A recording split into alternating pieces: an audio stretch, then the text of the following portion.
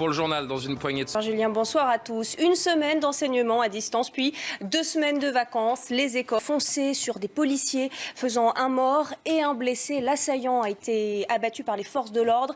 Elisabeth Guedel, on vous...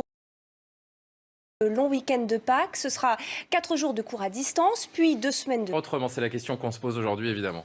Bon, ça s'ennuie pas parce que pendant la pause, pendant qu'on passait le sujet, vous avez dit...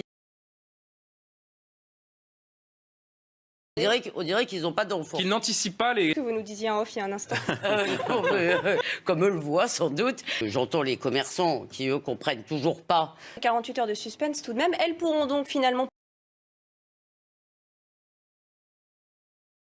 Ce week-end de Pâques est la dernière chance pour se déplacer. C'est procuré dans 10 jours exactement, le 12 avril, en libre service, mais en pharmacie uniquement, alors que les grandes surfaces avaient été un temps évoquées, on s'en souvient. Annonce faite ce soir par Olivier Véran sur le média en ligne Brut. Rappelons que ça fait déjà 2 semaines que la Haute Autorité de Santé a donné son feu vert à ces autotests. On écoute le ministre de la Santé.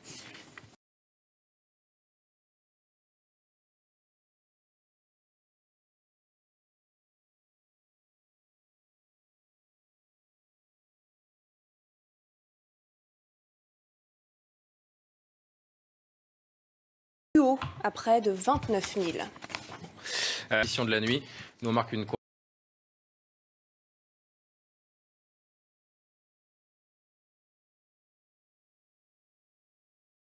Bienvenue dans l'édition de la nuit. C'était donc le dernier jour à l'école avant au moins 3 semaines. Les établissements scolaires ont fermé leurs portes pour les parents. Clémence Barbier-Kinson, Mathilde Ibanez et Alice Chomy. Et les assistantes maternelles ont été finalement fixées sur leur sort, décidées si elles le souhaitent. Les explications de Mélodie Stevenson. Et en ce week-end de Pâques, c'est un ultime sursis qui a été offert aux... Écoutez ces réactions recueillies à Montparnasse. Et la SNCF attend d'ailleurs 600 000 voyageurs dans les TGV. Plus de moyens pour contrôler l'épidémie. Voyez ce reportage signé Michael Chailloux. Et ces autotests, justement, ils arrivent, ils seront vendus en libre service dès le 12 avril, mais en pharmacie uniquement, alors que les grandes surfaces avaient été un temps évoquées. Annonce faite par Olivier Véran sur le média en ligne Brut ce vendredi, alors que la Haute Autorité de Santé avait donné son feu vert il y a déjà 2 semaines. On l'écoute. Et alors que la France s'apprête donc à entrer dans son 3e confinement national, pas de trêve sur le front de l'épidémie. Et dans ce contexte, faut-il vraiment croire à la réouverture partielle ?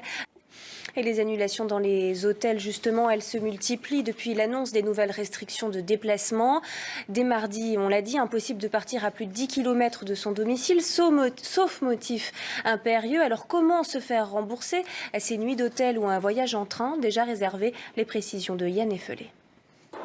Une interdiction de déplacement plus facile à vivre, il est vrai, quand on réside au bord de la mer. Et à l'autre bout du monde, c'est le déconfinement qui est en vigueur.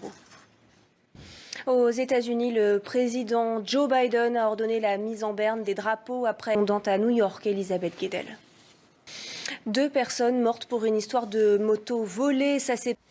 Et puis ils ont voulu adresser un avertissement au gouvernement, les agriculteurs. Restez avec nous tout de suite, le journal des sports sur CNews. Et on débute ce journal des sports avec du football. Le PSG reçoit Lille ce samedi. Les précisions de François Laurens.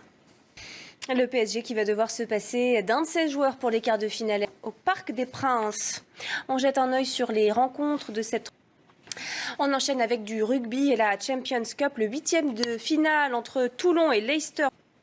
Et voilà pour ce journal des sports.